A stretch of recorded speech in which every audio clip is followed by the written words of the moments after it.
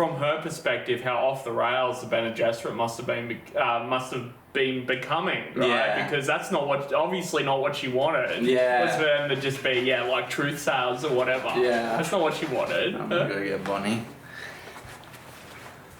Don't bring her in here. I'm bringing her in.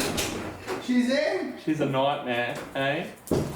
Stay down. Stay down. Stay down. Stay down. No, you've already scratched me up enough. Look at this lady. Oh, that's great job. She's wrecking the review, everybody. She's wrecking the review. I'm gonna put her. Oh shit, she's got me. Oh shit.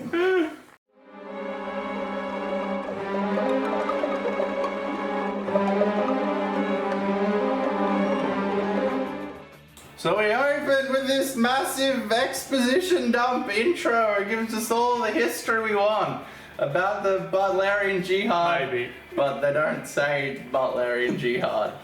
When Frank Herbert read these books, right, in the 60s, Jihad meant something different. And then after 9/11, I think the context? Are we not supposed to say about this? We're not supposed to talk about it? I think after 9/11, for Westerners, the word jihad kind of changed in context. That's persona non grata. So yeah, they don't say Butlerian Jihad anyway, they call it the Machine Wars. The Machine Wars. Remember when the Dune 1 trailer dropped, like the first ever trailer, and there was that controversy they didn't say jihad? No, I don't. People were angry. Jasper was angry. They said like crusade. Oh, I can't. You don't need to hear the word jihad. Well, I do now. Jihad. I do now. Now that you've told Now me you're that, very aware I need of it. that. Yeah, now I'm yeah. angry. Yeah, That's I'm right, as angry as you that's are right. right now. I'm fuming over this. The Machine Wars, that's not what it's called, Steve. I haven't read this book it's based on, but I've read other All books. the other ones, that don't go. I haven't read any of them.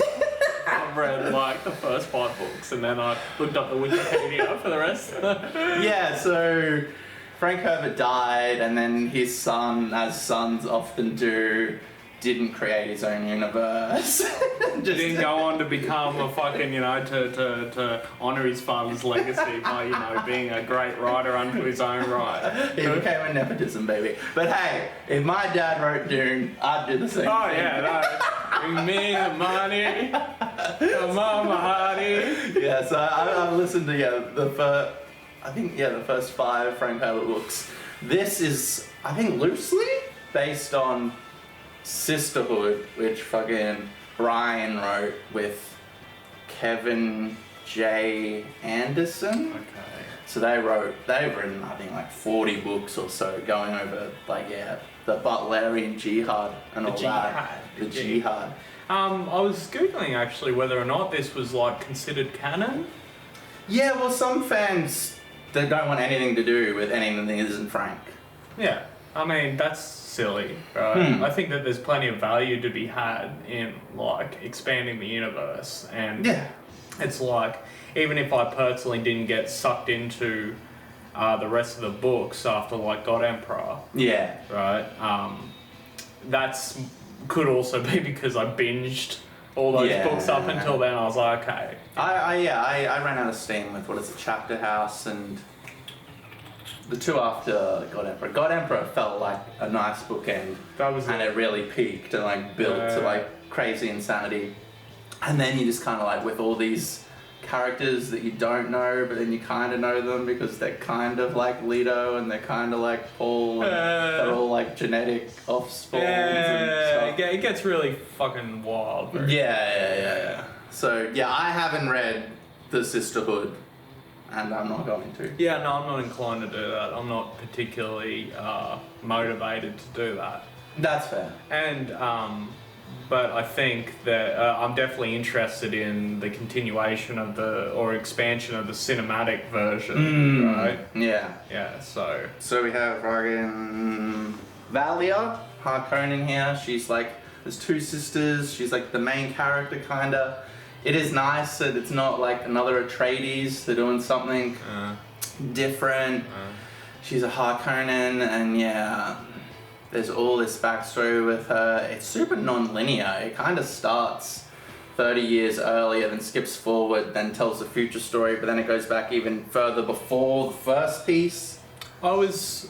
Because I started watching the first one, and I was sort of confused. Not confused, right? I understood what was happening. Yeah. But I was a bit confused about the way that they wanted to depict everything leading up to the events that we are immediately shown. Yeah. And it sort of went through very quickly and said, and now here's the Bene Gesserit. Yeah. Now they are what they are, like 100 years later or something. And I found the time frame that they presented all this having happened to be a bit tenuous. Yeah. Right? But skipping forward, when you get further into it, they start to go back. Well, it starts to show maybe all the stuff that they might have shown in the beginning, but maybe that was like we want to try and suck people in quickly sort of deal or something, you know what I mean? That's fair.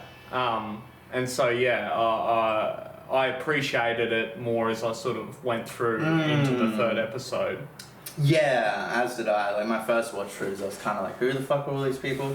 What are these people doing? Why are these people doing anything? How did this happen? And then when I sat down, I forced myself to write my notes. It started making more sense. Well, I think it's pretty normal for a relatively complex first season of a television show. It's just here's fucking 8 characters. They all have different motivations and fucking political machinations. Bam, and you're like, what the fuck? Who are all these people? Yeah, so it's one of the things that I was definitely interested in was sort of learning more about the development of the Bene Gesserit and how they came and how they became able to do the things they were able to do, like the voice and things like that. Yeah. And again, in the first episode, it was kind of just skipped over that. Yeah. I felt that kind of Yeah, so Sister Rockella, she's the really old one who dies. The progenitor? Yeah, she's the first Mother Superior. She's the first one that got poisoned and then her body metabolized it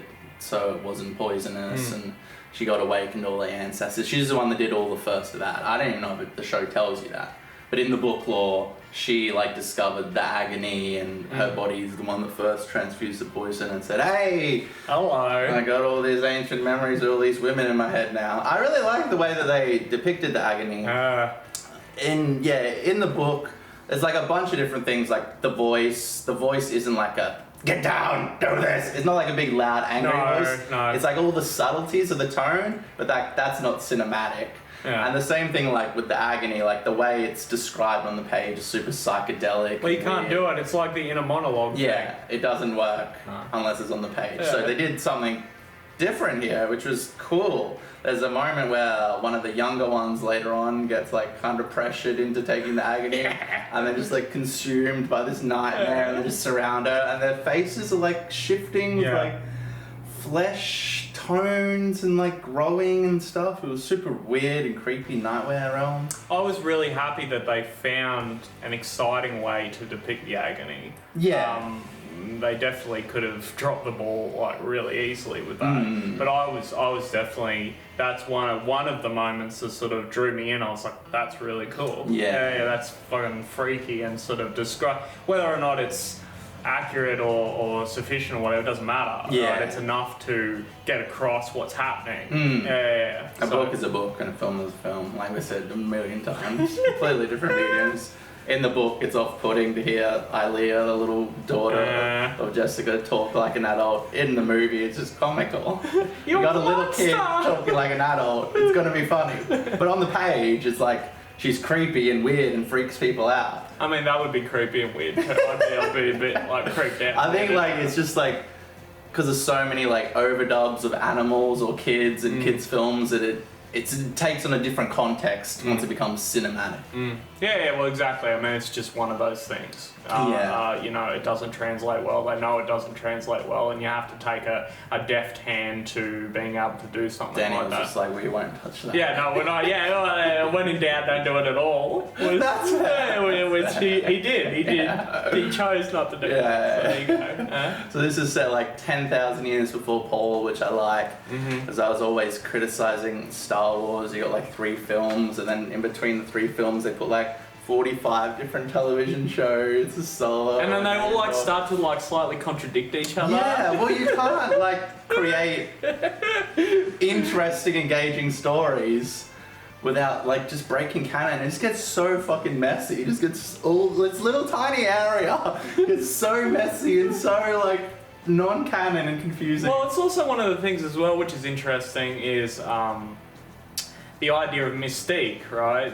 One of the things that tends to get people talking is the things that they don't really explain or show, right? Yeah. So it's like if you take something that's an offhanded comment that spawned all these sort of theories and, oh, that's really cool, what happened here, blah, blah, blah, and then you go, okay, now here it is, right, for 2 hours, you know? Here it is, and it's not good. It's not very good. And then we're just like, well, fucking, that's not very good. So I like that this is 10,000 years earlier. There was a moment where they have like a shield battle and like the tech looked exactly the same. And that's a problem I always said with Star Wars too. They have like the Knights of the Old Republic, which is I think like also 10,000 years? 5,000. Anyway, yeah. It's a while, but yeah, like they have astromech droids and they have protocol droids and they have all the same tech because I guess they're worried that if they take all that out it's not Star Wars, or if they take all that out it's not Dune.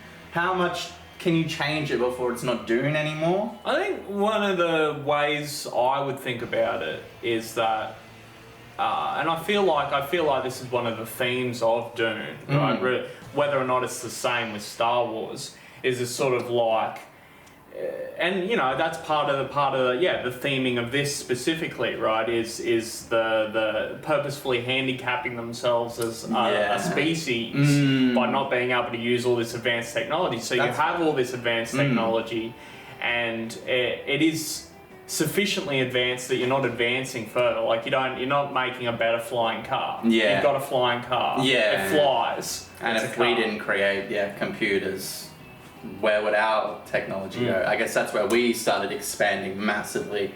But before then, I guess, you're right. There were like thousands of years where it was slow. So that does make more sense in Star Wars. Well, you also see further in the books from the first Dune book, right?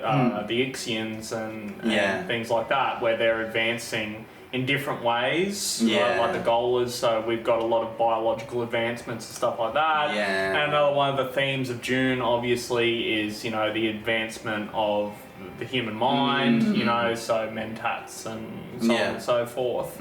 Yeah, so I think whether or not it makes sense is irrelevant to that. It's purposefully done so you can tell a different type of story. Yeah. You know what I mean? That's fair. That's fair.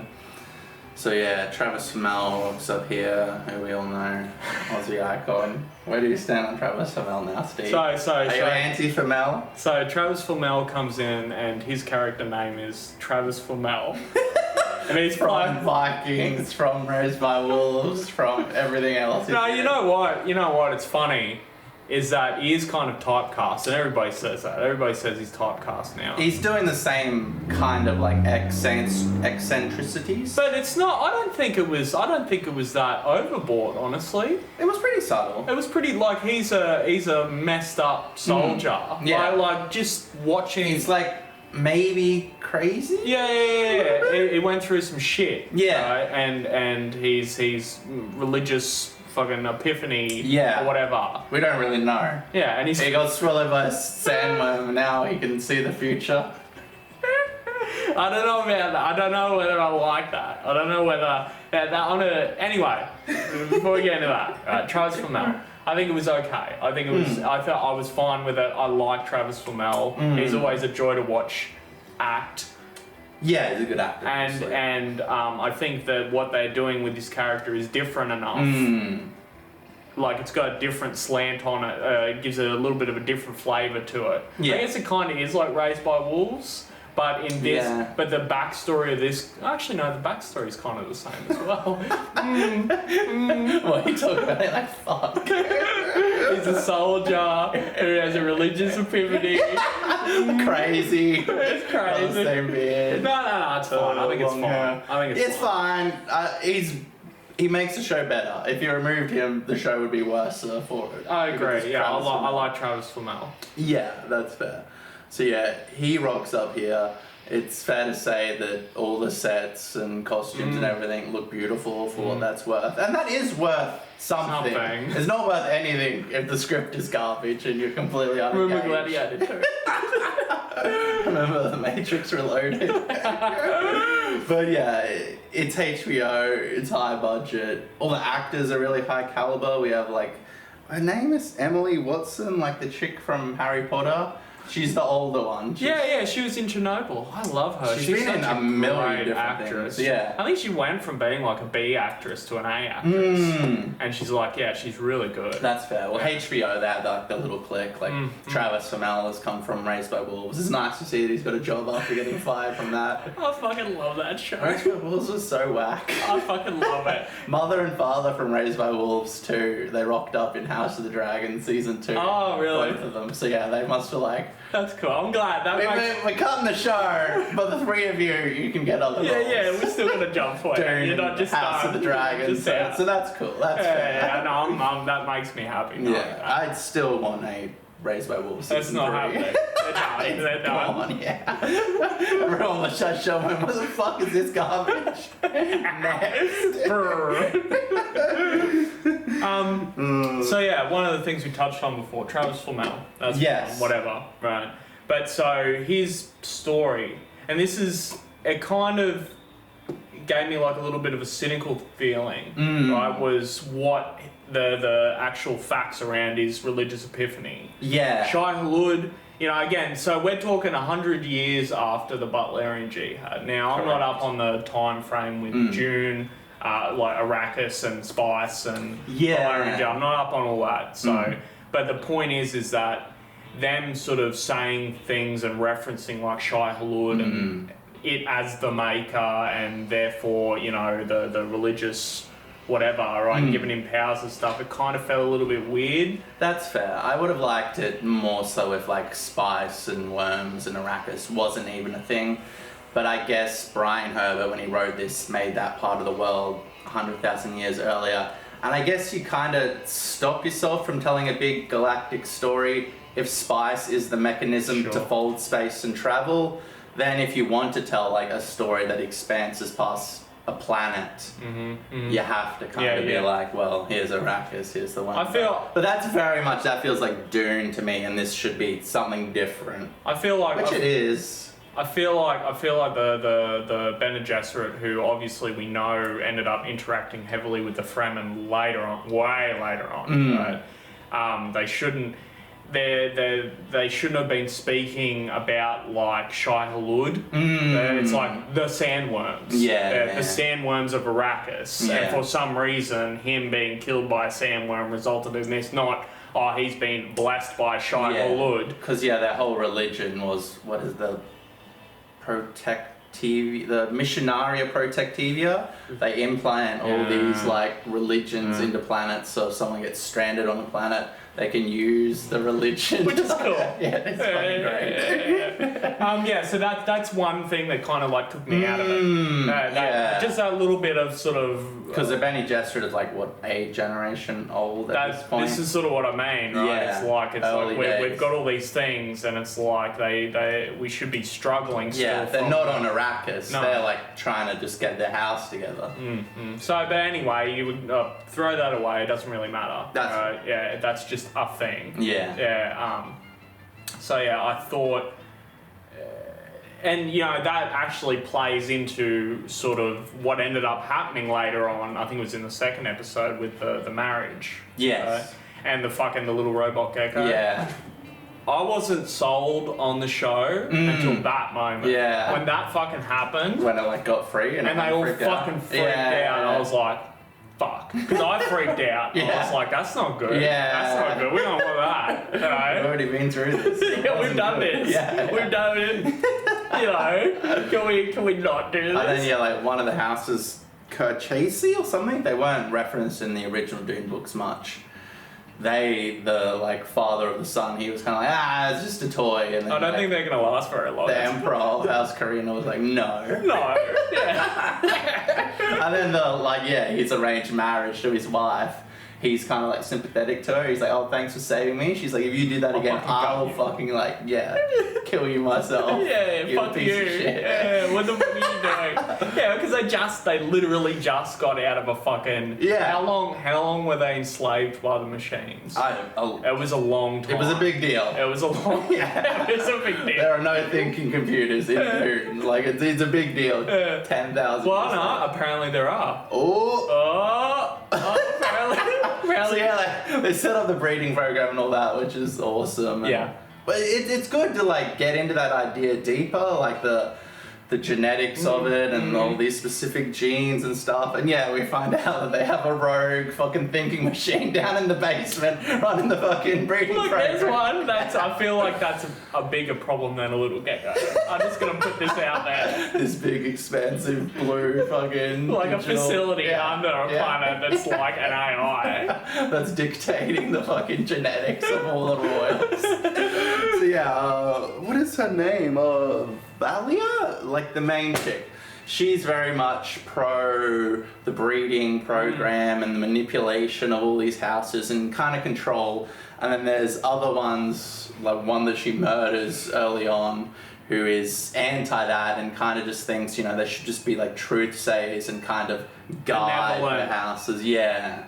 Yeah, kind of like piss weak sort of thing. And they set, what's her name, Valia up with all this backstory and going into her history and the Harkonnens, where they are at this point in history. Which was the best part of all the 3 episodes. All the flashbacks, I really enjoyed. I really love the young actress that they choose to portray her. Yeah, both the younger sisters are really good. Yeah, no, I thought once that finally kicked in, I was like, okay, now we're doing it, now we're going. There's this great moment, where like her family's chastising her, saying, we just need to sit on this planet. Pick up the knife!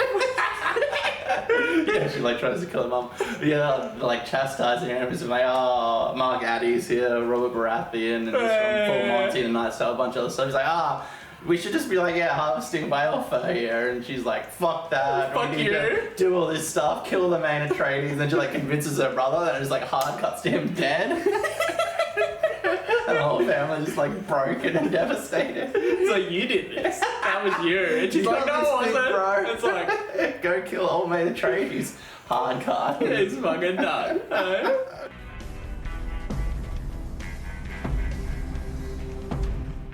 Congratulations. Also, episode 3, we get a great flashback with her sister, whose name is... I don't know any of their names, eh? Oh, I had to write it all down because, they're kind of weird names and there's so many new characters.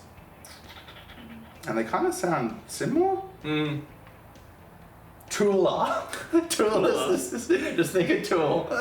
So yeah, once again, what's her face? I already forgot the other sister's name. Valia. There you go. Valia You saying it enough time. Tula to, once again, infiltrate the Atreides. I don't know that she actually convinced her to do that specifically, but rather planted the seeds that she would go do that herself, maybe. Actually, no, because she sent her a message saying to the training facility, this is done, or whatever. So maybe they did agree. She had some part in it. Yeah, if it wasn't for her, Tula would not be murdering Atreides. But they go back and they set up this whole thing and they give it like all the time it needs. They set up the poison with this like animal and the horse breaks its leg and we see her use that and euthanize the horse. Endearing herself to the family. There's all these like beautiful family moments where it's like, you're not accepted, now you have a family, blah blah blah. And they're doing the hunt. They got like lots of lingering shots on all these things. It gives it all the time you need and it looks beautiful. That you see her take the pot down and they're putting all the paint on. And then her partner, he's sad because his horse died, which is also. So he's like, I don't want to be part of the hunt. They fuck. There's this great moment where it's like showing them put on the war paint as they're fucking, and there's like these really fast, like tense tabla music, like little drums, like blah, blah, blah, super tense and crazy, and it builds. And she wakes up and he's like, blah blah blah blah, and she's like, I'm a Harkonnen. He's like, that doesn't matter. I don't judge you by your last name. Does. It really does. We should get married, blah blah. I love you. It's unconditional love. And he comes out, his family's dead, and she just puts him down like a fucking horse. Like his leg was lame. Sorry, you need to shh. Yeah. Shh, go to sleep. Good. Yeah, well, they set up the poison. And Set it up was just at the payoff. right time. Yeah, it was great. Yeah.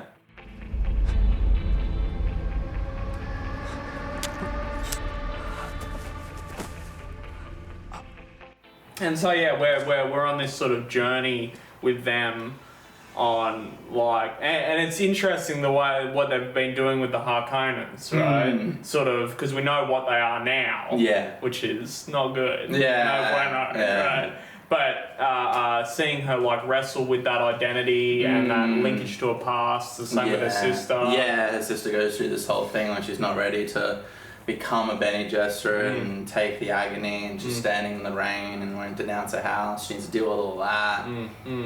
I thought that was hilarious. How I forgot the fucking the Supreme Mother's Rockella. Rockella basically, as soon as she finds this girl, she just totally like passes over the one that they had the other second charge one is like teaching all these people, and it's like, I don't give a fuck about what you're doing. This one has a magic voice. Yeah. We need that. It's kind of hilarious if you think about it, how from her perspective, how off the rails the Bene Gesserit must have been becoming, right? Yeah. Because that's obviously not what she wanted. Yeah. It was for them to just be, like truth sayers or whatever. Yeah. That's not what she wanted. I'm gonna go get Bonnie. Don't bring her in here. I'm bringing her in. She's in. She's a nightmare, eh? Stay down. Stay down. Stay down. Stay down. No, you've already scratched me up enough. Look at this lady. That's great job. She's wrecking the review, everybody. She's wrecking the review. I'm gonna put her. Oh shit, she's got me. Oh shit.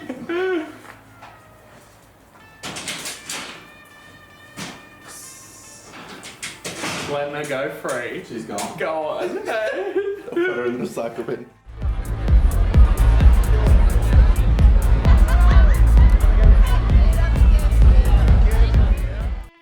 There's this nightclub scene.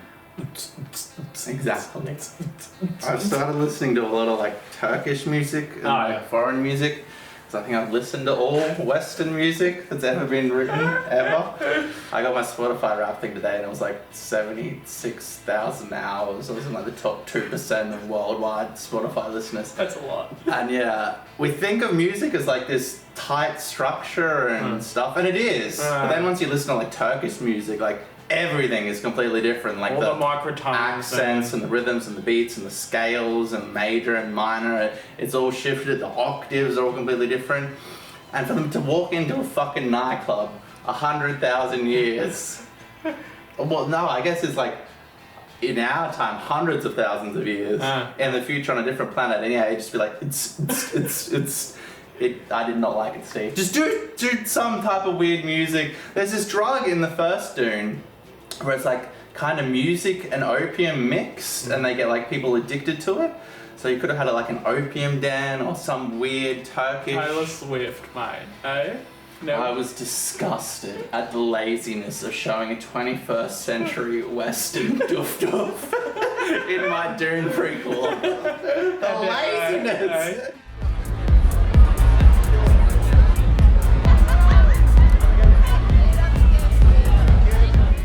It needed more toms and it needed more fucking where you got them right there, eh? Bongos. It needed more bongos, and it needed more sort of the maracas. Yeah, the music is good. Everything's kind of good. It's like HBO. It's just right now I'm into it and I'm digging it, especially like after Travis Smell burnt that kid to death and stuff. That was brutal. You know what? I hope so. One of the things about, and this is like a HBO thing. Right? It's like a recent phenomena from Game of Thrones. The Game of Thrones in our Dune. Click. Cliffhangers. Yeah. So you have some shocking revelation or whatever, or half a revelation. Yeah. And then you go down again, you rise back up, and you keep doing that forever until the show dies. Right? Until ratings tank. And then you just end it and you never conclude it.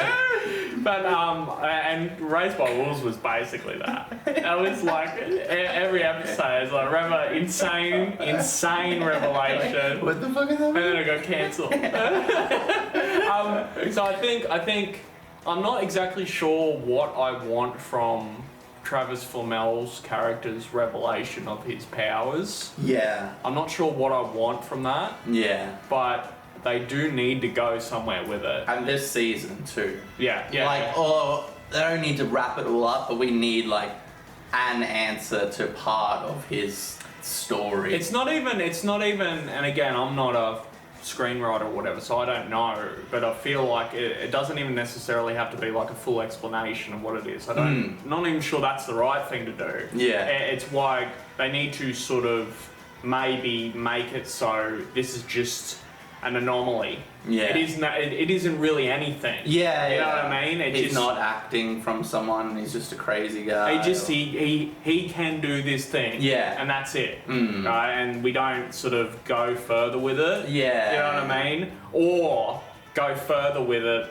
but resolve it. Yeah. So it's like but we can't have it lingering about what's going on, you know? There's an ebb and a flow with a series arc where I guess it needs to like conclude 60% of the things that it's set up in that season, and then obviously, you know, like let 40% continue on. And House of the Dragon is kind of having this problem, which doesn't matter once a show's all out because you can just sit there and watch it. Like when you watch House of the Dragon season 1, you're not going to stop for 2 years before you start watching season 2. It's going to keep on going into it. But yeah, you need to kind of wrap a season up and have something fulfilling. You can't just a payoff. Ask more questions at the very minimum. Yeah, well, we know that that's a big Game of Thrones House of Dragon problem. Yeah. Everybody knows that. George R. Martin's sitting in his computer right now, his DOS computer, typing with 2 fingers, going, I don't know how to fucking I don't know what the fuck's happening. Just getting bigger and expanding. The tree is just growing and growing. I think like the first book has like 8, because it's all like first person perspectives. There's like 8 first-person perspectives, and the last book has like 36 different first-person. So it's just getting bigger and bigger. He's not wrapping anything up. So yeah, definitely, you know, because it's like they've introduced an interesting element, essentially what is a foil to the Bene Gesserit. Yeah. Right. Yeah. We've got a foil to them. She tries to do the thing on him, it doesn't work. And you know, it's. And he killed the kid who they were arranging the whole marriage, and he killed the truth sayer to the emperor, and he's straight up like, you bitches are manipulative. Yeah, fuck you. Yeah. So that's interesting, and it's kind of interesting, but it can become sort of tiresome if you don't balance the foil against something. You know, if the Bene Gesserit find a way to overcome him and basically he dies. Yeah. That's a good thing, probably. Yeah. You know what I mean? As soon as Travis Flamel is out, though, I'm out. You're done. I think the point is that we also have the later movies or books. Yeah. So we know that what Travis Flamel still exists, and what Travis Flamel is doesn't exist. Yeah. We know that that's not a thing. Yeah. You know what I mean? So you can't. Yeah. That can't be this huge thing that's happening and then just. They are somewhat limited. I mean, yeah, so in conclusion, the first episode, I was kind of like, who are these people? What is happening? What is going on?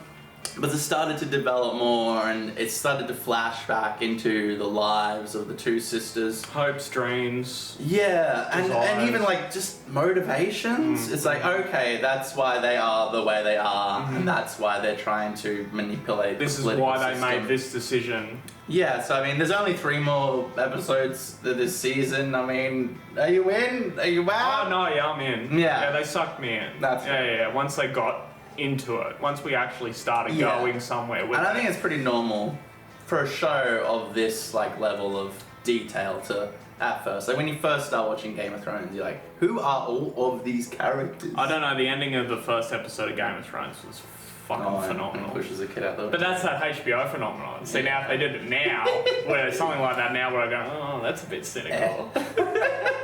Well, George R. R. Martin was a television writer for years, so he kind of in his works did put cliffhangers at the end.